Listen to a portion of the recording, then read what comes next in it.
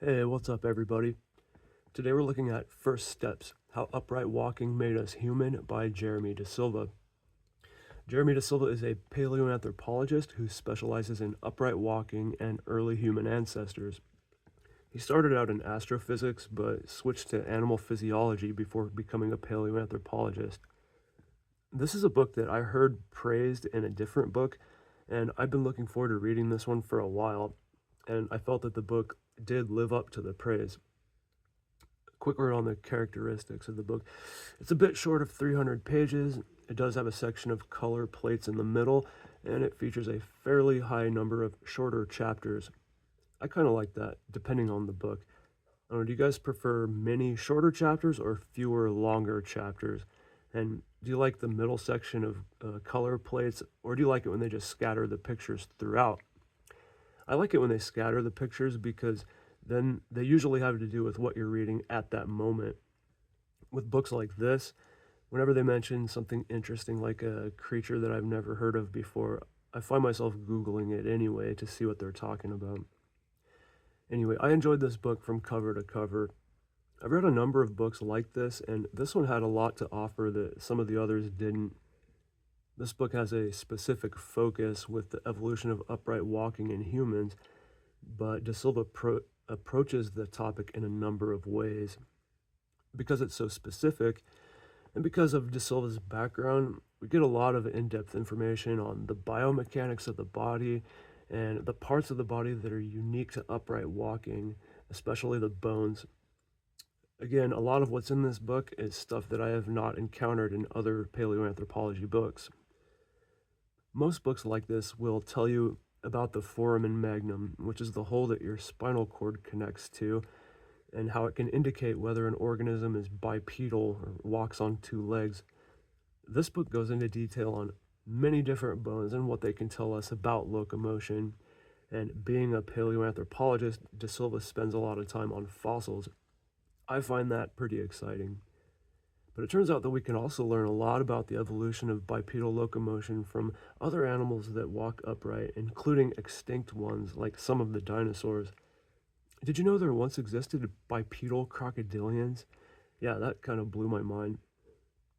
And we can also learn from extant animals that sometimes walk upright for short distances. De Silva also addresses some of the many misconceptions about human evolution. Most of these books correct that march of progress, that image of the man slowly evolving from a small ape to an upright walking man. This is another area where De Silva goes much deeper than most other authors. One of the big arguments in this book has to do with the order in which certain things in our evolution happened, like learning to use tools, walking upright, evolving a large brain, social behaviors, things like that. The story he paints is very interesting and more complex than is usually hypothesized by others. When I say complex, though, I'm not talking about his writing. Another great thing about this book is how accessible it is. De Silva writes like a person that you're having a normal conversation with, and it's very informal and very easy to follow. In constructing this picture of human evolution, De Silva discusses many of the extinct hominins from around the world, the way they spread around the globe and left fossils, and the people who discovered them, as well as the circumstances of their discoveries. So there's that pop science history element to the book too.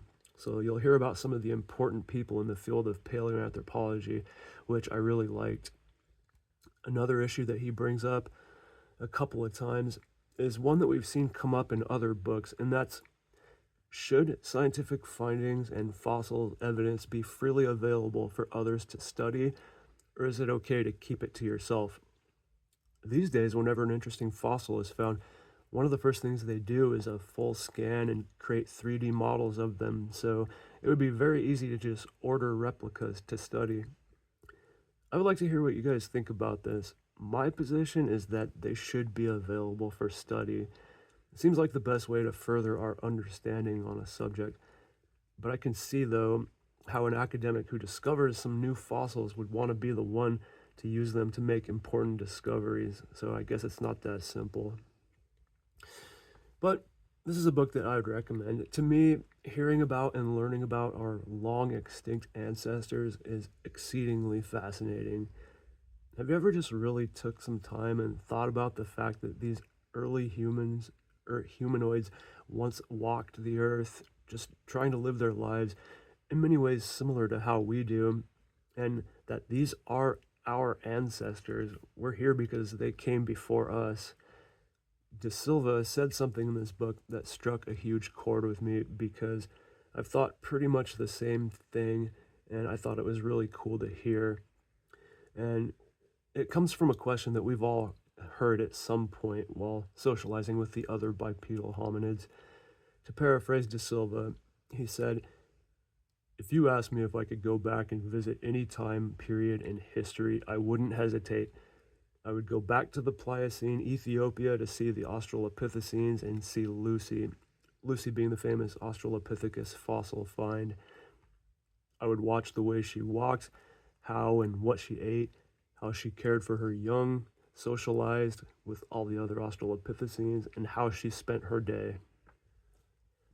Okay, that's it for this one, guys. Thank you for watching. I hope you enjoyed the video. Honestly, I haven't read a paleoanthropology book that I didn't like, but I'm always keeping an eye out for more. So if you know of any good books on this topic, please share with everybody. If you haven't read this one, check out First Steps by Jeremy DeSilva.